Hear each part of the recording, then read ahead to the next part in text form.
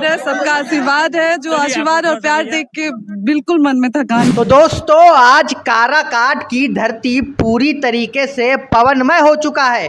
और ऐसा मैं इसलिए बोल रहा हूँ क्योंकि यहाँ पे लोग उपेंद्र कुशवाहा को नहीं जान रहे और ना ही राजा राम को जान रहे। यहाँ पे लोग पावर स्टार पवन सिंह को जान रहे हैं। केवल पवन सिंह भी हैं, राजा राम सिंह हैं और उपेंद्र कुशवाहा हैं। नाम सुने लोग आप? नहीं, खाली पवन भैया को सुने। सिर्फ पवन जी का नाम सुना है। क्या है पवन? और ऐसा इसलिए हो रहा है मेरे दोस्त क्योंकि पावर स्टार दिमाग से नहीं दिल से काम करते हैं। कि मैं अपने जीवन में कोई काम दिमाग से नहीं करता हूँ और उसका असर ही है कि यहाँ पे दोस्तों हमारी ज्योति भाभी को भर भर के प्यार मिल रहा है।